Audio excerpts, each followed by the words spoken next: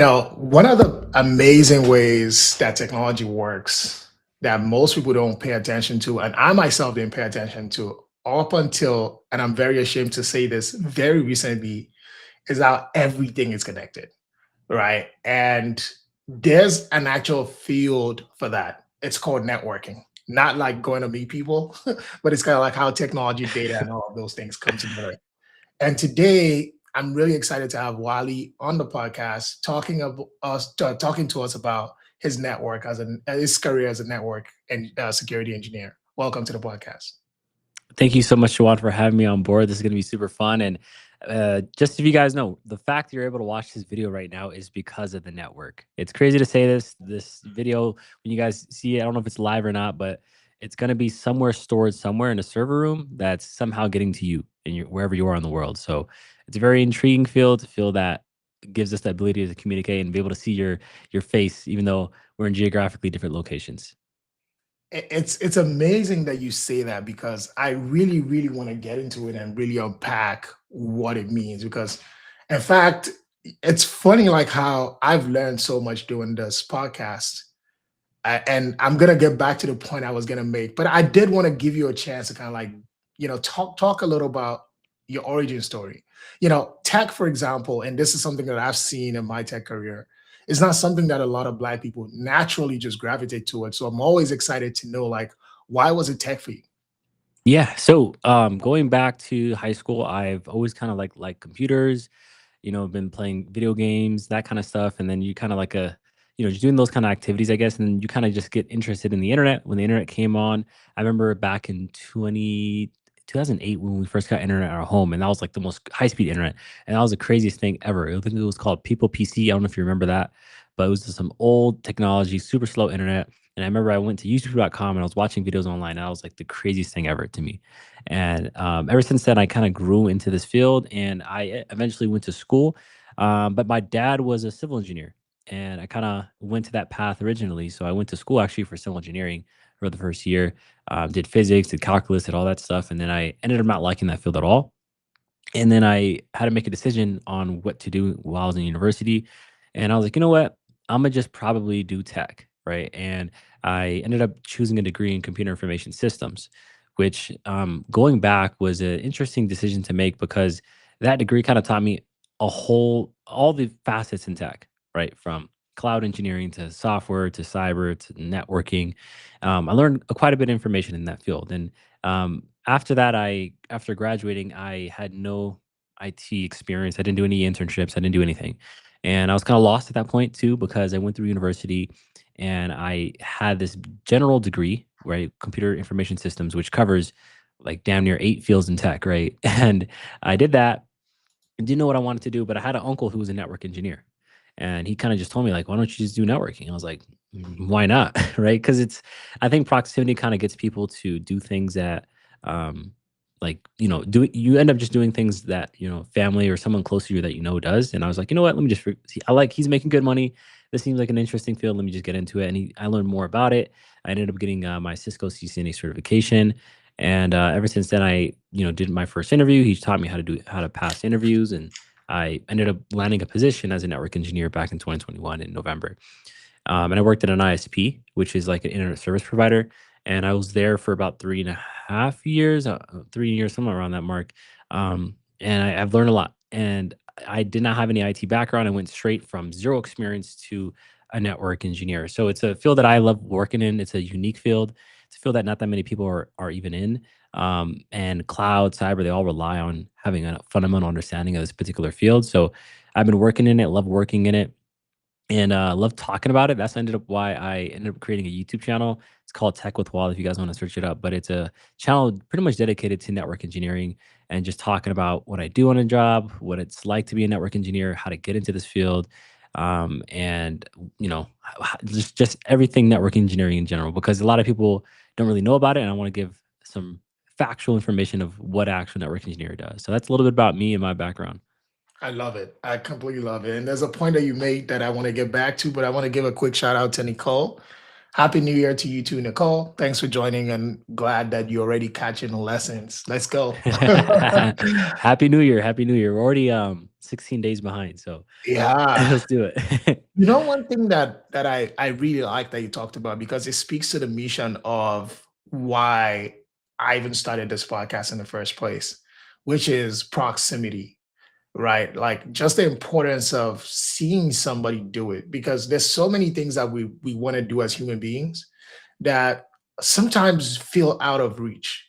Not Mm, because we can't do it, but because we just don't know enough about it.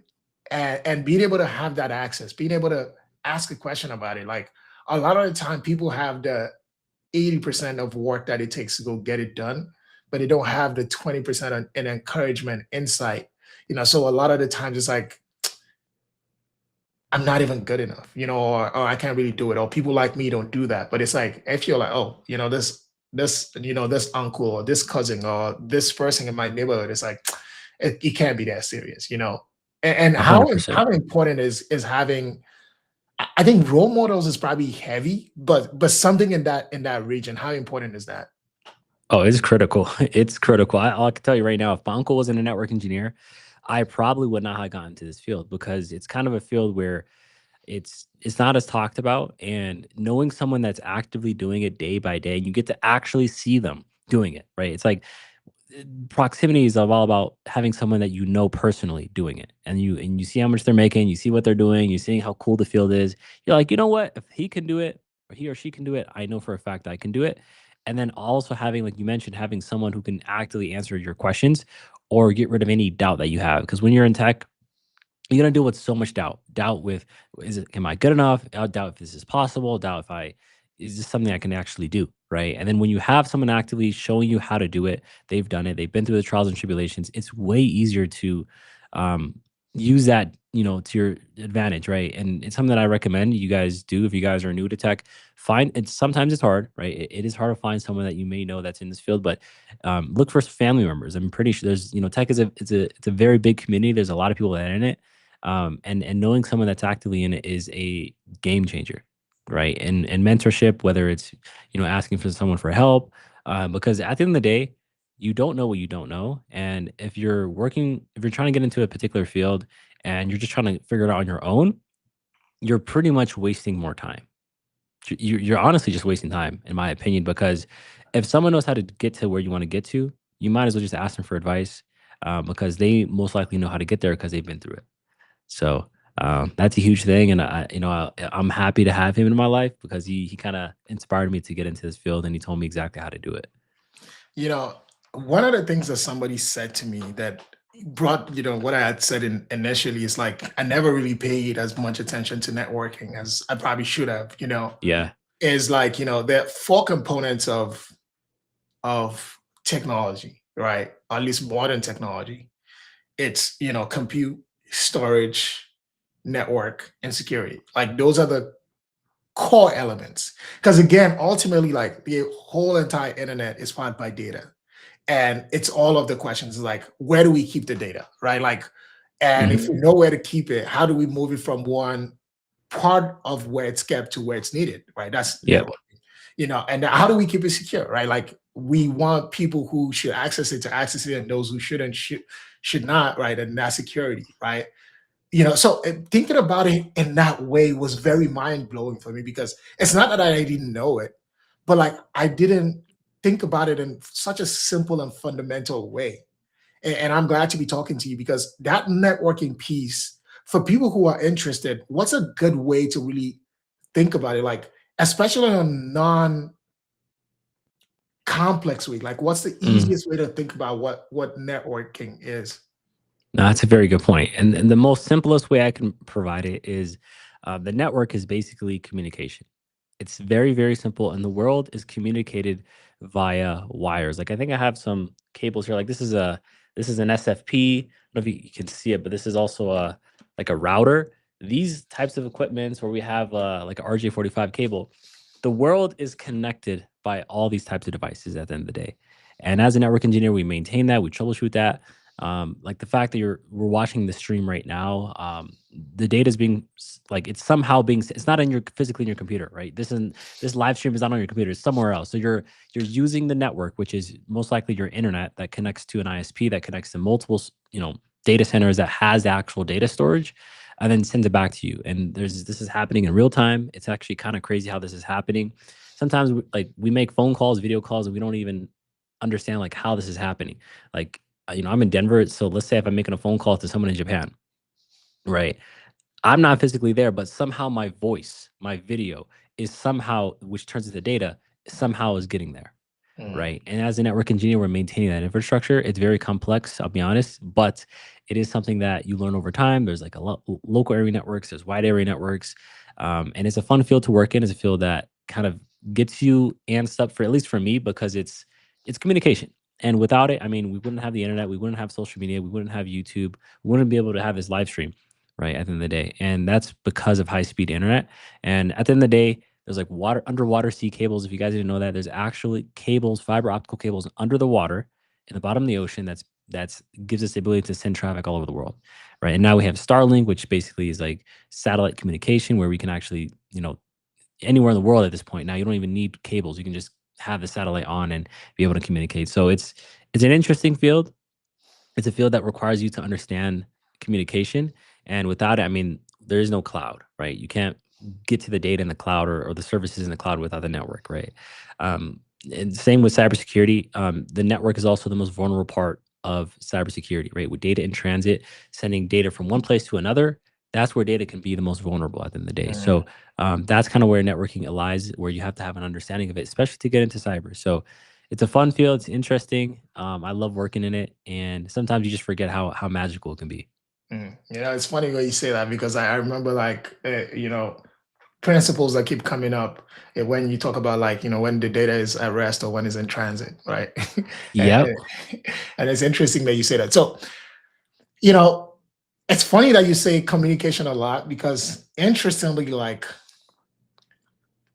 what networking enables is communication, right? Communication of Yeah. ideas, things like that. But in itself, it's also a form of communication, like how the systems, data, infrastructure is talking to each other to enable humans then communicate their ideals. Whether it's like me logging on to watch a Mr. Beats video here, and someone in Japan and another person in Djibouti can Mhm. watch, like we can all connect to that idea, that content. um so at the fundamental level, let's say I'm getting excited by all of the things that you're saying to me right now, and like I want to go do this. Mhm. What resource will be a good way to kind of like learn? I know you kind of like mentioned the CCNA, but beyond that, what are some fundamental principles that, if I can go learn today, maybe go watch like a 2-hour YouTube video on them, are gonna like help me set up foundationally to be successful, as I progress?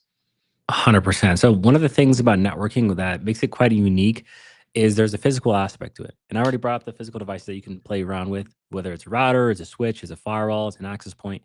There's actual physical equipment that you can play around with and actually get tangible real life experience. So you can play around with that. But in terms of like some theoretical things you guys have to know, there's something called the 7 layers of the OSI model, which is basically kind of how data is gets encapsulated and decapsulated, which can be complex to explain, but it's basically the process of how data can be, how data is sent and how it goes about the process of being created and all that stuff. So it's an interesting conceptual to think about. But in terms of how would I learn this particular field for free, if you just want to get like your hands dirty, there is obviously I would watch some theoretical videos on OSI model. I learned about the basics of networking. There's tons of videos online that you can watch. You can go through my YouTube channel. I pretty much cover a lot of those kind of concepts. Learn what a router is, learn what layer two, layer three, layer one is, learn the TCP/IP model, and then after that, I would just get your hands dirty. And I would use a software called Packet Tracer, which is a Cisco, software that they created that basically allows you to mimic a real life network. So it's a tool that you can use. It's a tool that I use myself to get actual real life experience because in production when we're working as network engineers, we're touching equipment, right? We're configuring devices, right? And these devices need to have settings, right? We're adding IP addresses, we're adding routing protocols, we're doing certain things to it to make sure data can be sent. And one of the easiest way to do that is use Packet Tracer. I have you can go through my YouTube or go on YouTube and search it up. But there is it's a free software that's super cheap, super easy to use, lightweight. You don't need to like buy a virtual machine. You don't have to make an AWS subscription or anything like that. Simple. You use that. You build networks. Watch tutorials on how to do it. And if you guys enjoy it, then you can move your way up to like higher level softwares.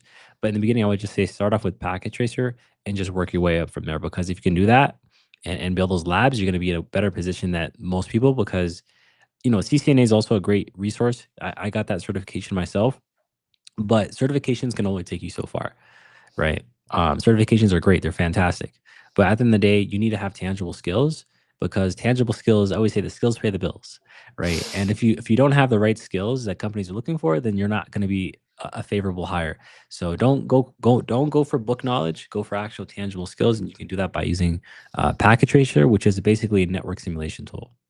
You touch on a very hot topic, and I almost want to hold your feet to the fire on it. Certifications.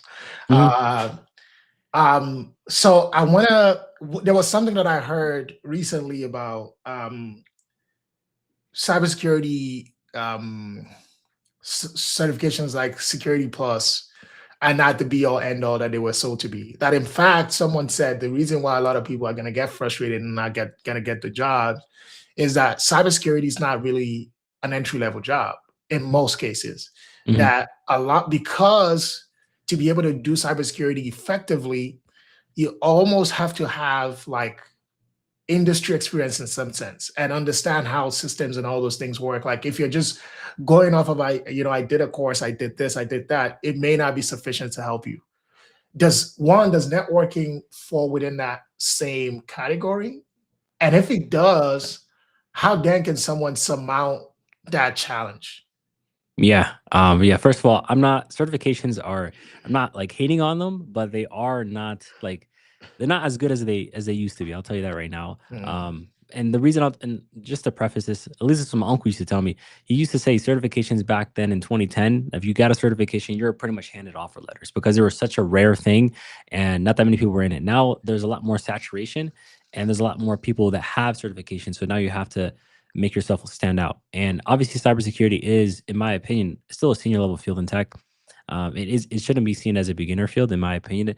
Networking, you have to because with security, you have to understand networking at least to some degree. You have to understand subnetting, what an IP address is, what a network is, because you're securing that, right? If you're securing something you don't understand, that doesn't make any sense, right?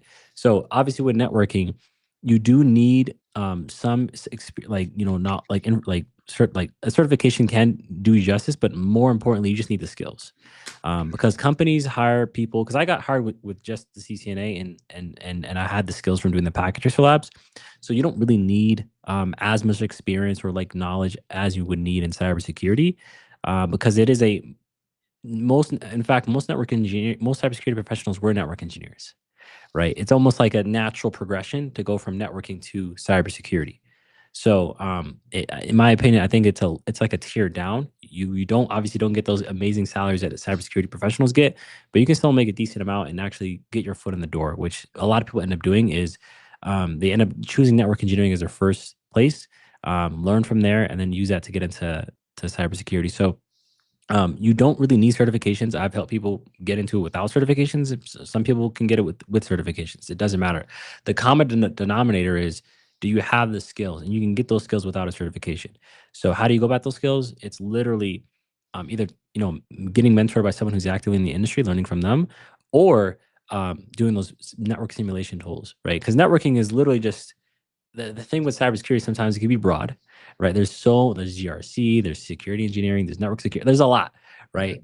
mm, So with networking, you're just hyper focused on just the theory and then the fundamentals, routing and switching, which is the two main areas of networking. If you can learn that, you can land a job and then just from there use that skill set to eventually get into cybersecurity.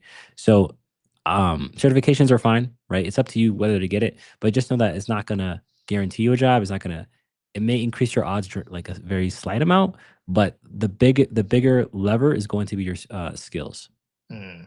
And that's valid. In fact, when you say that, it almost casts my mind back to MBAs. Like Mhm. MBAs are very useful, Yep. but everybody has an MBA now, right? So it's like, Mhm. you did have to come with something extra, right? Like it won't hurt to have it, but it's not the be all end all, right? Nobody's just gonna hand you a job, just like you said, just by having a certification. You almost have to prove that more. And speaking about proof, of course, the standard way to still prove today in this day and age is your resume, right? Like that's the first thing that anybody's gonna see. And before they Mhm. talk to you, it's like the thing. Being someone who's been successful in this industry, what are the things that may hold someone back on their resume, or help them, if they got it right, if when they're going for a network or security, or similar work, in this area. Yeah. So the thing that's really going to hold people back is going to be their lack of experience. And Mhm, people are going to be like, oh, I don't have, how do I get experience? Or like, maybe you're coming from a field that's not related to networking or you have no IT experience. Sometimes you're going to have to make your own experience. Right. mhm, And sometimes your experience doesn't have to be paid. Right. You mhm, can do a lot of volunteer work, especially with networking. You can go to a business, say, hey, let me see like what's wrong with your internet. Let's see what we can do, how we can troubleshoot it. How can we maybe fix your firewall settings? There's things you can do for free by asking people, right? And getting actual tangible experience just from that, mhm, right? And then putting that on your resume because I've seen because I when I help people in this particular field that want to get in, I noticed that they rely too much on I have the degree and I have this certification paper, and then that ends up not really helping them. What matters is actually creating your own experience, even if that means volunteer work, right? And then you kind of want to pitch it like, I've done this before. I know like how I can benefit your company, and then using that to your interview. Because sometimes what people do is they just put all their education, and then they just put like some random project that they did, and that's it, right? And I always tell students, if you're going to, you might as well show it, right? So that means whether in video format, record yourself doing a project, or making your own website, or something that shows proof that you're able to do the actual skill set and then also another cheat code is like I said, it's mentorship by asking someone who's actively in the industry, what do you do on the job?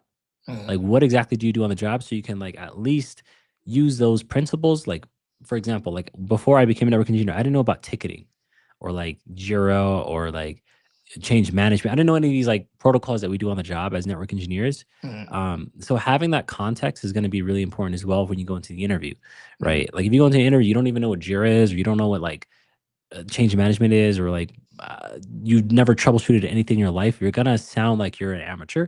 And companies, truthfully, in today's market, they don't want amateurs. They want someone who's proven, who's able to do the job. mhm, Obviously, and the good news is, guys, if you're scared, like, oh, like, what if like they know like I don't have like real experience? Well, they'll know that, right? When I my last company, my last day there, I basically my director told me like, hey Wally, like I knew you didn't have experience, but we took a chance on you because I showed faith in my skill sets that I'm able to do the job, mhm. right? And sometimes that's all it takes to do that. So that's the A- game. And you said something important that I did see when we were doing, we had a skilling program, or similar to a boot camp, if you like. Hmm.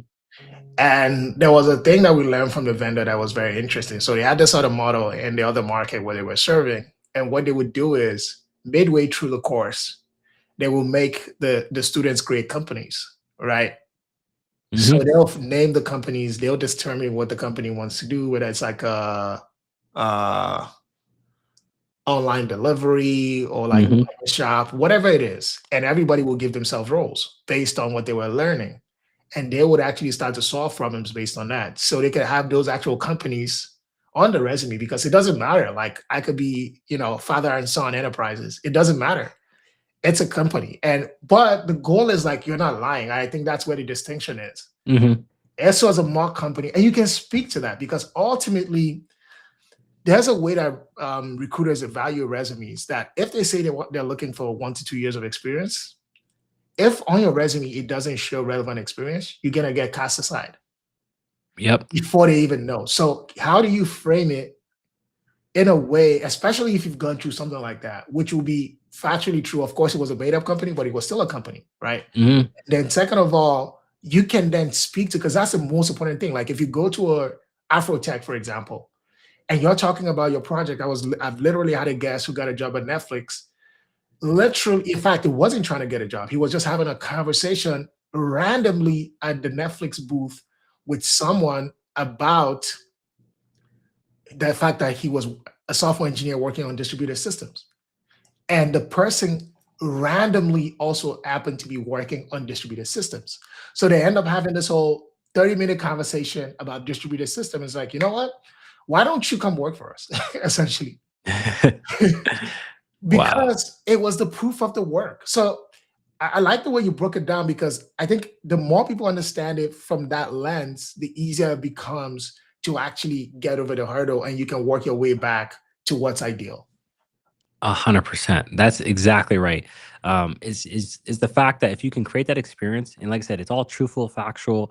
Like you can create your own company. If you create your own company and you work for that company as a network engineer, who's to say you're not a network engineer, right? People say, "Oh, I'm the only way I could become a network engineer is by if I get hired by a company to become a network engineer." Mhm. Right? But who's to say you can't create your own company, create your own corporation, do consulting work for businesses that is network engineering related? It's all up to you on how you frame it and how you market yourself, and that's it. And the funny thing about, not even, because again, people might be jarred a little bit. It's like, is that lying? No, it's not. In fact, you can leave with that. It's like, I was looking for a job. I was sending applications into the void. It wasn't doing anything. So I'm like, I'm going to create my own company. And I started to do this. That will set you apart from every other person in that interview, guaranteed. Because 100%. you've demonstrated, beyond the skill of networking, a different one, which is resourcefulness. And across most roles in tech, if not all roles, that's something that nobody will say, you know what? There's too much resourcefulness on this team. We can't take one more person who's resourceful. Nobody's going to say that. No. And you also have to look from the company's perspective, right? Let's say you have no IT experience, and then they see your resume and it says you worked as a finance person, you worked as a whatever, like as a nurse, and that's all your resume has, right? Because let's say that's the field that you're coming from. If I were the corporation, I wouldn't say, "Oh my God, this is a fantastic person. I want to hire this person." No, I would look for the person who has the experience to do the job, right? Because companies, the last thing they want to do is spend years training you, right? And you still couldn't do it. And you still couldn't do it, right? They're still gonna, and the thing is, they're still gonna train you on the job, guys. Like every job I've worked at, you're still gonna get trained. You still have to learn their systems, their practices, and all that stuff. So don't be too worried if you're like, this is brand new stuff to you. But oh, did I lose you? Okay, there you go. Yeah, I'm back. I don't know what happened to my connection. That's my the network. network. That's the network, guys. That's the network. That's something called packet loss. If you guys didn't know that, there's packets being sent right now for this stream, and sometimes it gets cut off, and it's just randomly, and sometimes it's hard to notice because this is a live stream, so it just comes and goes, and then like you won't really notice if you're web browsing, because if the packet drops for 1 millisecond, you're not going to notice. Yeah. So, but to answer, I think we were talking about experience and how important it is to frame it on your resume, because you want to sound like you know what you're talking about. Because if you don't sound like you know what you're talking about, if you don't have the confidence in yourself during the interviews to answer those questions, then, I mean, do you really deserve the position? And sometimes you don't even. And here's a big secret. If you have the confidence in yourself to do the job, that is as good enough as being able to do the job. Because I know a lot of people who I've worked with who didn't have experience, but they have the confidence in themselves to do the interview, the confidence in themselves to say, I believe I can do this, as opposed to, I don't know, I've never done this, I don't know this, I don't know that, I don't know. And then they're not going to be able to land the job, because the trick is you only need one job, right? You just need one job. And if you land that one job, you learn on the job, life's going to get so much easier after that. But the question is, how do we get you to land that job? So you 0 to obviously, 1. yeah, you gotta show that you're a valuable person to the company, right? And that's it. And sometimes people can't show that value. And that thing that you said is so important, because in fact, it's so interesting. Like, yeah, one of my friends, because we usually have almost like this deep moments where we have these conversations. And there was something it said that I found to be very powerful. It was that, when he was just getting into the industry, he used to get so pissed off about like looking at jobs that would say 5 years of experience, 7 years of experience, 10 years of experience. And you almost cannot understand, like, why are you creating these barriers? Like, I can do it. But now that he's more senior, he understands it. Because it's like, even if you could do the job, there's a chance you can't do the job at the highest level. There's a chance that You might be able to do the work, but can you solve the problems? If you can solve the problems, can you communicate to leadership? Can you communicate to the leadership in the way that leadership wants to be communicated to? Can you navigate the politics? Can you build the relationships? Like there's so Mhm. many things that's required that even if you have the baseline knowledge and understanding, it still does not mean that you have all the competency to be able to do that job. My company now really has, what we call like a competency grid. And it's very useful because literally, like if you go from like associate product manager to like VP, you literally see the checklist of like what each job is missing. And it's like, for this one is a lot less. Like we're not expecting you to be mentoring people or to be like, just focus on like this little feature that you're working on and leave Mhm. everything else alone. But you see like, as you go up in maturity, that those things that were not even the options become absolute requirements if you're going to do those jobs. And I think it was a very good way for me to understand that even though these are similar things, they're also so dissimilar in terms of the levels of expectation. 100%. Yeah. I mean, whenever people see like, oh, the 5 years, 10 years of experience, oh, I can't do this. To a certain degree, you depends on your level of experience in terms of, like I said, most of the stuff is just not technical, right? It's Hmm. about your interpersonal skills. Can you communicate? Can you effectively solve problems? Can you calm down a room? Like there's certain things that we do on the job. How do you deal with under pressure environments, right? Most people just focus technical, technical, technical, technical, right? And then that's fair. That's good to do. But the problem is if your meta is all technical and then your communication skills is like at a 2%, then when you go into the interview, the person who has the communication skills of 80 and technical of 40, they're going to be able to explain their technical skills better than you, even though they're technically less gifted than you, if that makes sense. And then Yep. it's all about how you show it as opposed to what you know, Yep. right? And if you can show that like that stuff, is showing is actually it's more politics, right? You know, how like at the end of the day, that's kind of the game, right? And most people don't want to. That's kind of the truth, sadly. Like it's not the person who knows the most, it's the person who can share that he knows him that he's capable of doing the job. It's interesting, and I'm not sure that I've said it on the podcast before, but I spent most of my career as a startup founder, and so like most of my experiences were just entrepreneur, Okay. but it wasn't tech, right? So I did everything from marketing to sales to product to everything else that you would expect. Hmm. But I literally had to rewrite most of my experience as product lead, product lead, product lead, because one thing I understood is like recruiters are not steeped in nuance, right? So if you say you're a founder, they're just gonna throw your resume No. aside. They're not Yeah. looking for a founder. Mm-mm. So it's like if you can reframe what you did within that context, then I can look at you and then say this. It was something I wasn't comfortable with at first, but the level of success I had with that, then in my interviews, I would literally talk about being an entrepreneur. But I realized it wasn't going to serve me to even get me to the interview if somebody looks at it and sees a whole bunch of entrepreneur experiences, like you can't do it. Because, and this was something the real thing I'm even trying to deduct from there is like, one of the things to do in tech to be successful is to understand who you're trying to communicate to. And it's funny that you Mm. said communication because every single day in your career, so whether it's like sending a resume in to be evaluated by a recruiter, you have to communicate the value to that recruiter in the best way they can understand. When you're talking to the interviewer, the STAR method, it's also giving you a framework to communicate to that person to decide that you're the right person by structuring your story in a way that it's displaying this was the problem we're trying to solve, this was what I did, and this was the outcome. And when you're doing the work, right? When you're communicating within your team, let's say you're within a team of engineers, Hmm. you have to get super tactical, right? What was the problem? If you're talking to executives who just want to figure out, we keep having these outages, how do we stop them? You're not going to use those same terms. You're not going to be talking about packets and all these other things. You're Never. going to say we have this level of dependency on the system. The best way to solve it is this is an old legacy system that does not have the same level of uptime as that other system. So what we need to do is make this investment in this system that checks all these boxes that we've kind of like evaluated and said it does what it should be doing. That way we can increase our uptime and then solve majority of this problem. So it's like the same thing that you're discussing within your team, but you have to communicate very differently to different Differently. stakeholders to understand it. Yeah, it's huge. It's huge.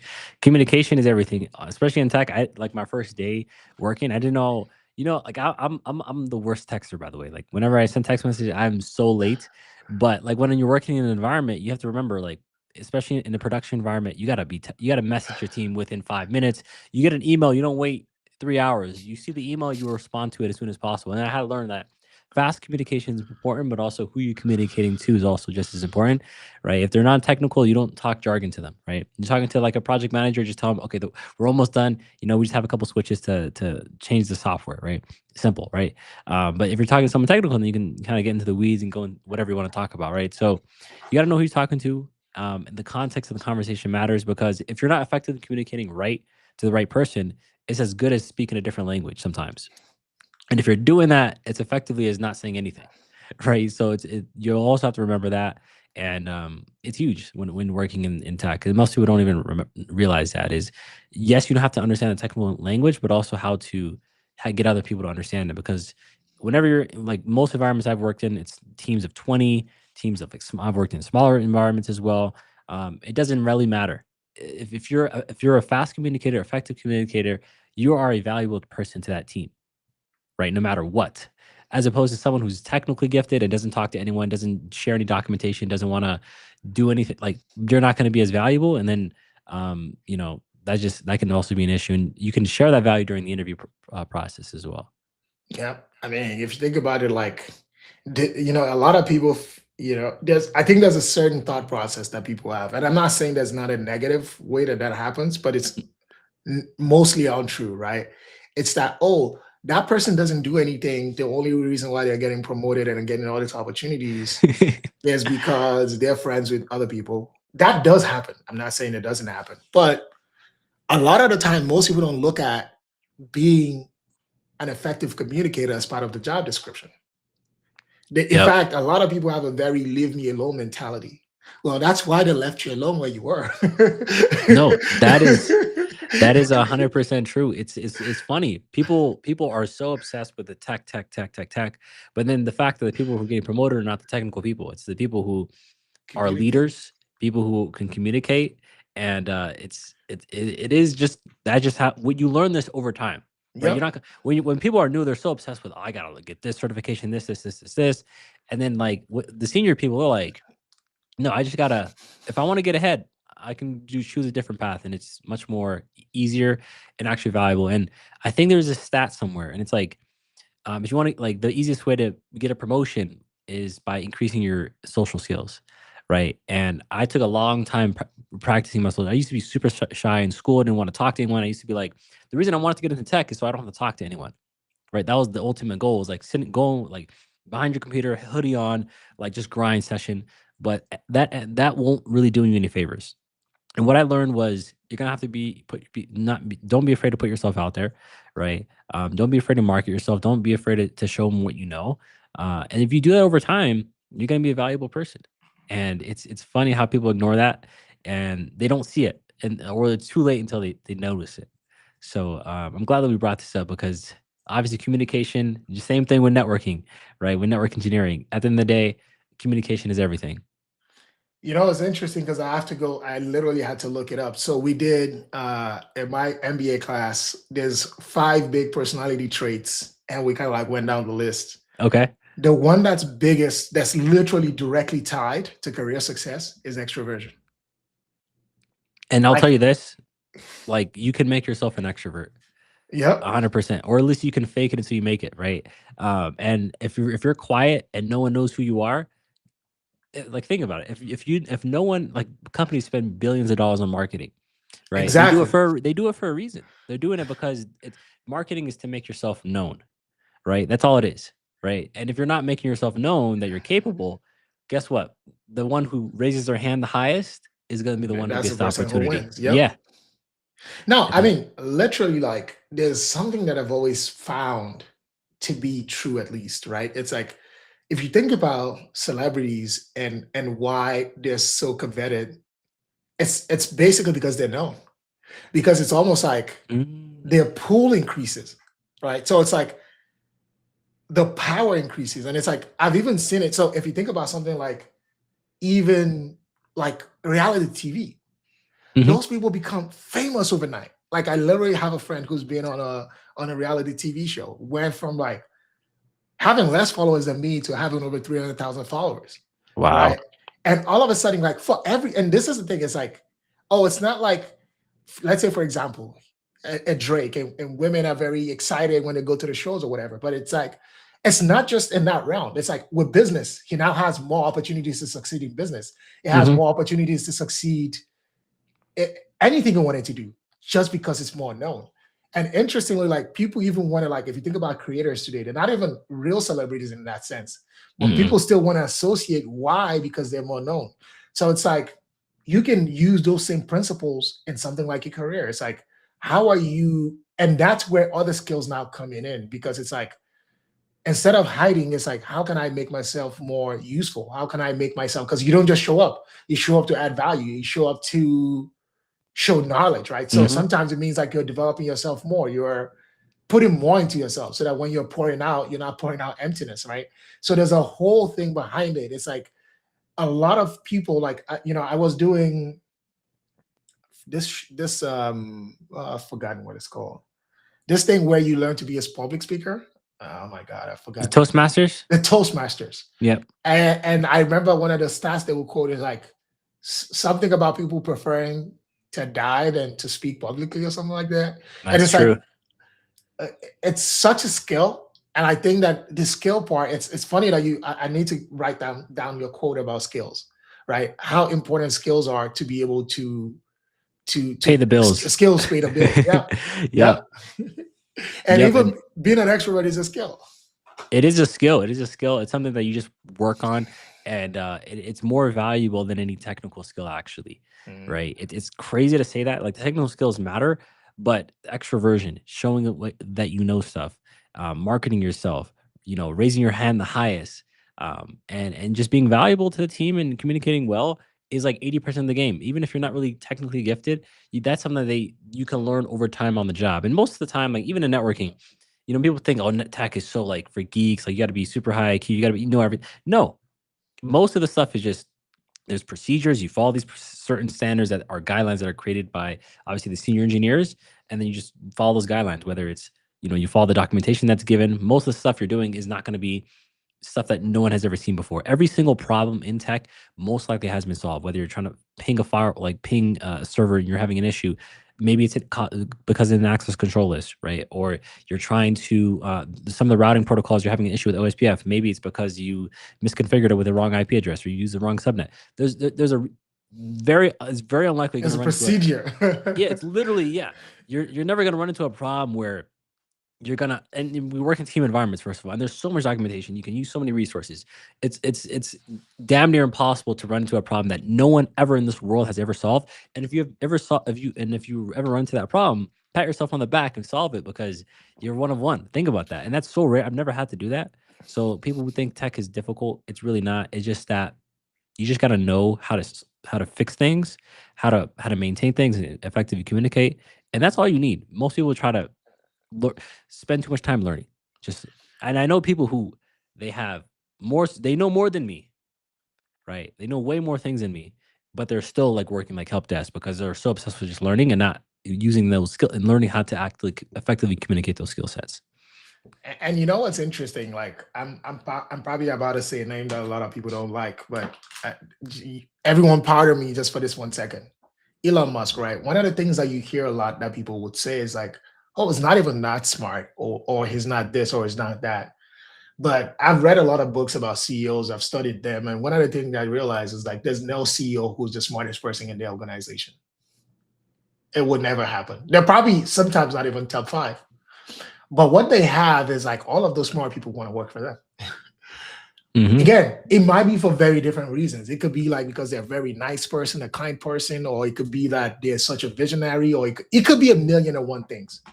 And one of the things that I find, for example, is being able to have a very strong idea. One of the things that I think I watched a video a long time ago that was talking about first principles thinking. And I think it was applied to like how Tesla's developed batteries to power Mhm. cars because it wasn't a new problem at the time.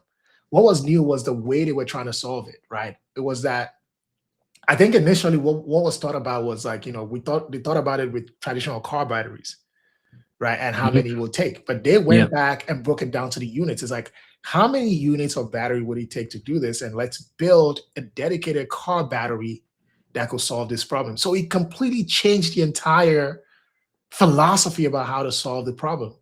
And then you realize it's like, even to kind of like the point you were making earlier, even if it's a new problem that you're faced with, a lot of the principles that will solve it, because Elon Yep. did not create electricity or batteries to store electricity. Mhm. What he evolved was just a better way to do it. And majority of the technology that we're going to have even 10 years from now is always going to be improvements. Like AI is built on, no, AI is not even new. It's generative It's not. AI that's newer, right? So it's like everything is always going to be a development on some other technology that was created before. So at the end of the day, having a clear way to understand concepts, because you can you first of all, you can't explain what you don't understand, and you can't transform what you don't understand. Because if I understand that this works this way fundamentally, then I could go break those rules and make new ones, right? Mhm. There's a quote somewhere that says something along the lines of, learn the rules, uh, learn the rules effectively so you can break them something. There was kind of like a saying along those lines, Mhm. but it's so true, especially in tech. Yeah, and if you just know how to, if you know, like you mentioned, first principles, just if you understand those first principles, it doesn't matter what the problem is. Most problems are most likely solved the same way, Uh, right? With networking, we have a method of like, for me, when I'm troubleshooting, I always go by layer one, right? uh, If the device is not even on, what's the point of troubleshooting everything else, right? Same thing. I use that same principle for troubleshooting everything, and if you yeah, just use that same method, it works, right? uh, It's almost like 2 + 2 = 4 every time. And uh, most people try to overcomplicate things. They think it's difficult, but if you just understand the procedural methods of doing things, it's going to be a cakewalk to be able to solve problems and work as a team, right? Because we work in team environments is very rare. yep. Especially people forget this. We work in teams. We're not solo dolo. People make their career so solo dolo and not as in a group, right? And they don't have people they can talk to. And always say meet people, talk to people in person. Right, and you also wanna meet people who are kind of ahead of you, right? You always wanna go kind of ahead because sometimes what happens is if your whole group is people all trying to all trying to break into tech or whatever, all like, "Man, the market's so hard, I can't find a job." That's your whole community is that, versus all your communities, people who are actively working, giving you advice and all that stuff. You're gonna be, like I said, the closest you are who you're closest with, right? Like top 5, whatever that quote is.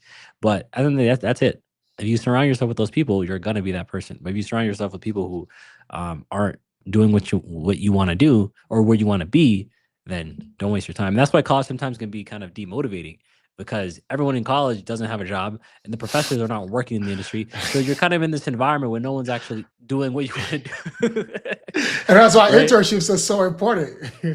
Yeah, it's huge. Internships It's are huge. super cool because it puts you in a different mind state. In fact, imagine like, because in the corporate environment, you're gonna meet more people who are actually tired of their jobs and looking for a new one than anything else. So there's a big demystification happening there, right? Like you go from like, oh my God, you work at Apple to like, Mhm. this guy doesn't even want to work at Apple or any other company for that matter. They want to go somewhere Yep. else. Yep. And there's a way that changes because it's part of those things that when you talk about like the first job, it's some of Mhm. those things. It's like you don't even know what to compare it to. But now when you touch it or you're speaking to somebody who works there, it kind of like changes your perspective. It makes it more achievable, it makes it more attainable, and things like that. And I think it can be super critical. In fact, there was something that you said that I almost want to circle back to. So someone said something about one of the reasons why it's harder for people to transition, especially like if they come from like a blue collar family to white collar, is that hard work is a common denominator in those two, but that's where it ends. In fact, in one case, hard work from a blue collar perspective can be very detrimental to succeeding in a white collar environment. Because if you think about it, like it's very fragmented. I just do my job. Like it doesn't matter. Like if you work certain jobs, like construction or whatever, Mhm. you may not be easy to work with and you may work that job for 20 years because I imagine a lot of people in their own unique way may not be easy to work with, but that's the industry. Like we can say all Yep. these weird jokes or whatever, it doesn't matter. But in this environment, like your relationships almost matter as much, if sometimes not even more, as the job, right? So it's like Yep. you almost have to learn, and it's like, that's why people would prioritize things like, golf lessons and like the country clubs and things like that. Of course, on an extreme level, just to paint a picture. But Hmm. you kind of like start to see how some of those hard work values are not just like, oh, I'm putting in the work, but I'm also building a relationship. I'm also ensuring that I'm constantly like, people are not getting, if you work in a blue collar environment that requires certification, it means everybody needs it. But almost like in a white collar career, you almost constantly have to be upskilling. You almost have to be increasing your value, because your value is not tied to the amount of labor that you're doing. It's always tied Hmm. to the amount of problems that you can solve. And sometimes that means new learnings, that means new relationships. And like it takes a bit of different thought process, but it can be a game changer, right? In Hmm. how, in whether you succeed or not.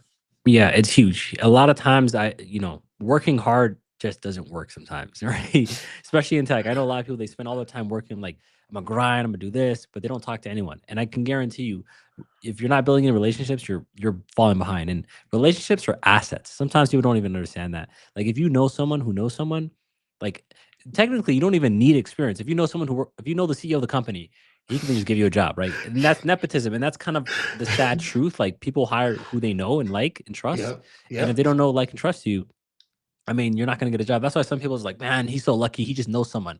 Okay, I'm like, why haven't you gone out of your way to meet them?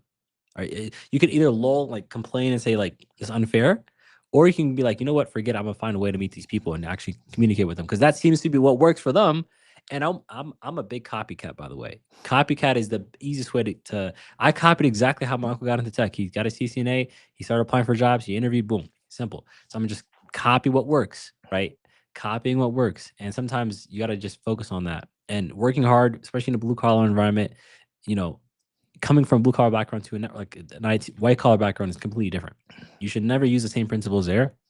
In white collar is all about relationships, communication, knowing enough to get the job sometimes, right? And meeting the right people and putting yourself out there. And if you can do that consistently, right? And actually providing value. Mm, Sometimes people just they don't have any value to provide, right? And mm, that maybe comes from their lack of experience, which you can make your own experience to be able to provide that value, right? mm, Because companies hire for value, right? I mm. mean, isn't it crazy nowadays? Like companies like Meta are like paying, like they're paying them like athletes now. A lot of these AI More than, developers, more than. more, yeah, They bought a company for $15 billion just for the talent.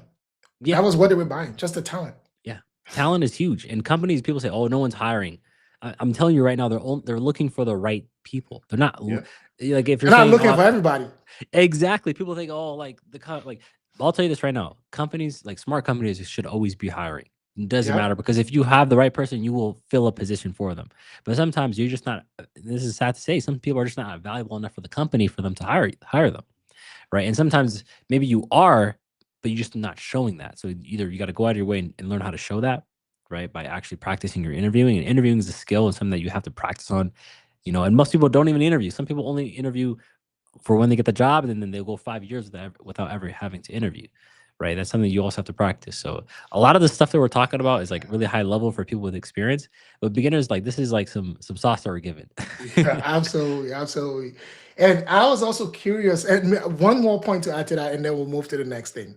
Yep. And it's so key because I'm reading right now this the story of Phil Knight, the founder of Nike, and Okay. and one of the things that I realized was like the early success and the overall success of Nike was because of the team. Like all of the ragtag people from, all of the people around him helped him Hmm. one way or the other. Like, and funny thing is like, so there are people he talks about as shoe dogs, right? So these are people who know shoes in and out. He was describing some guy in such a great detail. Like he would say, this guy picks up this shoe. He said, this shoe is made in this factory, blah, blah, blah, tears it apart, throws it away, picks this one and said, it's not going to last. And then at the end of the day, it's like, forget about design, forget about this, forget about that. The most important thing about a shoe is the factory that it's made in. Imagine how sick that is for someone to pick up a shoe and tell you the factory it's made in. Mm. Imagine that level of skill. Hmm. And you now see what I was saying. It's like someone like that did not succeed because he knew shoes at a deep level like that. he succeeded because he had an idea of a wall of shoes that he wanted to create. And now he's able to get people who are 100 times more knowledgeable than he is to come work for him to build that company. Why? Because one, he's clear about the vision. He's worked to put that vision to practice, but more importantly, he can share that vision. There's something that I always say that's funny. It's like, oh, there's a funny Nigerian saying where they'll say, and maybe I think it's a lot of people, even who are not Nigerian, saying like, I see your point. But the point is like, you can't see a point, right? Like you can hear it, but you can't see it. But there's a way that you can communicate effectively enough that the point that is a speech becomes visible. Like I can literally see your point. Yep. 100%. 100%. And if you can't show that, like it's sometimes showing is more important than telling. Yeah. Right. And that's something that a lot of people forget about. So showing your work is huge, especially in the field of network engineering. A lot of people don't know how to show it. They don't know how to show their work. Right. And it's not a piece of paper. It's about, in my opinion, right, is to actually do the actual labs. Right. And actually showing those labs either on LinkedIn, maybe putting yourself out on video, on camera, and actually doing that. Sometimes it's a risk, right? You're afraid of doing this kind of things, but it's like one of those things that will pay dividends later on. Yep. Right. So it's huge. It's absolutely huge. Even doing this podcast, like I've grown so much, like I've learned so much. I've like I'm sharing with you now the things that I've learned in previous episode that I'm even learning now again. So it's so key. But speaking of learning, you also founder of Learn IT Camp. Yep. Can you talk a little bit about that? Yeah. So Learn IT Camp, I created this back in 2024. So the idea really came because I made a YouTube channel about network engineering. So you guys can find me there as Tech with Wali. I have like almost 15K subscribers, so I'm trying to hit there pretty soon. But I've been helping people even before the channel. A lot of people ask me, Wali, how do you get into network engineering? Like what exactly is the process on getting in?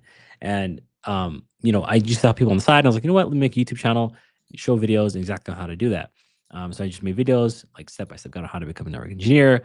And just literally just giving exactly what I was, how to get the job. And people get asking me, do you like offer any like courses or anything that on exactly like a step-by-step guide where it's like a full-on, almost like a program? I was like, you know what? I'll probably create something like that. And that's where I created Learn IT Camp, which basically shows people exactly a step-by-step guide from the technical training to exactly landing a job as a network engineer. So that's kind of the what I went ahead and created. I've been doing that for about a year so far, and I love doing it. Love helping people. Something I absolutely love doing because university is great, but it's just not. It's out of date, man. It's not as good as what it can be, and that's kind of why I created the program to kind of help people fast track into this particular career field. That's dope. And you're getting one more subscriber after this. And if you guys are not subscribed, go check it out. It's at Network Wali. That's Network and at Network Wali. WALI. So go follow. I mean, you guys have seen it, like a lot of great content out here. So I'm sure you're even gonna find more on the channel. So if you have one piece of advice, right, to cap off everything, right? So let's say 0 to getting hired. What would you tell someone to do step by step? Step by step. So what I would tell someone to do is you first have to get the skills, and that's just the technical skills that you need, right? And once you have those technical skills, and by being able to do the labs, doing projects, which you can learn online, right? There's a lot of resources to learn this. Once you learn that, spend the rest of your time on how can I acquire a job? Like we said, we only need one job. That's just one job. Think about that. There's thousands of jobs you can go for. So learn how to get the skills to acquire that job, which is your interviewing skills, right? Doing tons of interview prep. So by doing mock interviews, looking for people who you can do mock interviews with, right? And then also creating experience that you can put on your resume. You can do that. And then just apply for jobs. Even if it says 3 years of experience, just apply, right? Because you never know. The job I got required 2 years of experience and I had 0. So, I mean, anyone tells you need experience, you can just make your own. And if you can do that, you're going to be in a better position. So, like I said, my methodology has always been learn enough to be able to land a job. And once you land that job, you're good because you're going to learn way more on the job, guys. Because let me say this, the scariest thing what happens to people is they spend too much time learning stuff that they'll never do on the job.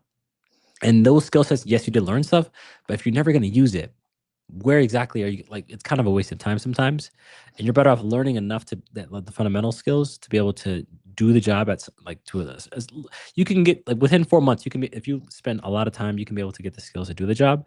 After that, boom, just focus on your interviewing skills. I mean, you can do that, you're going to be in a better position. And you said something there that I almost want to help people also understand as someone who's been on the hiring side. When you hear 2 years of experience, it literally does not mean 2 years of experience. In fact, what it means is zero. But the two is we don't want somebody who's green. We don't want somebody who's new to the topic. We don't want somebody who cannot hold their own. We want somebody, however, who is going to come in and bring something. We don't even really care what that something is, but they can bring something. They have some insight. They have some experience. And again, Wali has said it in the best way possible. So give somebody something you can talk about. Give the interviewer something they can hold on to. Give the interviewer, it's funny, like we live in this world where Make yourself memorable as well. Make yourself memorable. We live in this world where like I work with recruiters where they'll say, oh, this person is, Harvard, masters, this, that. They're talking shorthand. So it's like if somebody's gonna summarize you and you didn't even go to school for this, what would they say? That when they say all of those other accomplishments or educational background for other people, they're gonna be able to say about you summarily. Like, oh, this person is a network whiz. In fact, that's the first thing. Not even your education. It's like this person gets it. And I think that's what everybody should aspire to. Yep, and that's it. And sometimes it's about having that one thing that people can remember you for. And sometimes when I don't know, because I've never interviewed people yet, like in the technical side. But one thing I think I know that helps is if people forget about you after the interview, they're probably not going to hire you, right? So try to make yourself memorable. Or remember you for the wrong reasons. Or remember you for the wrong reasons. That's the worst. And that's fine. Like having a bad interview is fine. It's right. fine, But if you make your like it's something that you just have to go through and deal with, like you're gonna have there's no such thing as failure in my book is always just giving up. That's failure to me. Yeah. So if you go through an interview, it doesn't go well, that's fine. Right. Learn from that mistake and move on. Right. At the end of the day, just there's nothing you can do. If it doesn't go wrong, like you can either complain, which does that literally does zero, or you can say, you know what, I'm gonna see what I did wrong. I'm gonna ask for feedback and I'm gonna get 1% better. That's it. Yeah. You only have those two options. And you said something that is because I know we're about to wrap up, but like I really want to kind of like touch on that. Memorability is very key. And I think we all have something. In fact, like I think it's super important. It's like you have to do almost like a self-audit, right? Like ask people around you, what is it about me, right? Sometimes it's introversion, sometimes it's extroversion, because with introversion comes out of skills. Like, are you deeply analytical? And is there a way you can communicate that? So along with your networking skills, along with all these other things that you want to say, is there a way that you can show? And that's the thing that you said, right? Show, don't tell. For example, like, let's say you're talking about projects. How did your introversion help you? So for example, it's like, I was working on a team, everybody thought this way, but I was constantly thinking about it, even narrative, storytelling techniques. So I was driving on one evening from like, going to watch a movie. And I remember this one thing that happened. So I then expanded that thought process. And then this happened. One of my friends who's in sales, a sales engineer, he literally got a job because of a book I recommended to him. Wow. The person asked him a question, two questions actually, behavioral type questions. They asked him something along 3 to 5 years. And first answer what he gave was also from the book. The book is called Think Again by Adam Grant. And it's like, after reading the book, it no longer says 3 to 5 year plans because he believes that, the world changes, economics change, this, that, and the third. So he knows where he wants to be. He wants to be successful in his career, but he doesn't have a 3 to 5 year plan to get there because he wants to be adaptable to be able to do that. That's a memorable response based on real life knowledge that he gained to be able to make that. So he didn't say it to be fake deep or whatever. He's saying it because that's what he believes. Then most importantly, they then ask him a question, another question, and then he talked about the book in more detail. And the person was completely sold. Millions of people have read that book, but he got this guy an almost $200,000 job. Yep. Not everything else. He literally said that was the moment he felt the interview was over. Yeah. And that's the craziest thing. You brought up that one thing was storytelling. Let me ask you, for those who are watching, when's the last time you actually practiced storytelling? Probably never in your life, right? And storytelling is huge because if you can have that riveting story to make yourself memorable, well, it's like, you know what, like, I don't know what it was about him or her, but I want to hire this person. And that can be the reason why, Yeah. right? So it's like those little things you can add together. Once you put it all together in a pie, that's how you can become valuable, right? It's not just one thing. So stop focusing on your technical skills. I know this was about network engineering and all that stuff, but there's so much knowledge to learn online. You know what we teach here in networking is not going to do you justice. And I'm glad that we had a really good conversation about just all things about job development and all that. So Yeah, yeah. absolutely. And again, one more time, I want to give a shout out. And oh, before I even do that, do you have any things that you want to promote? Any shout outs? Yeah. So yeah, if you guys want to follow me on Instagram as well, it's IT with Wally. And then obviously YouTube, you can follow me with Tech with Wally. And yeah, that's pretty much it. If you guys want to see my content, I pretty much talk about all things network engineering. All things on what I do in network engineering. You can watch all my day in life videos, all my tutorial videos. I'm soon gonna make like a CCNA course soon. So I'm trying to like make some valuable content for you guys. So definitely go ahead and follow me on those social media platforms. Go check it out. And that's like literally what I was gonna say. Like, go check him out on IG, IT with Wally.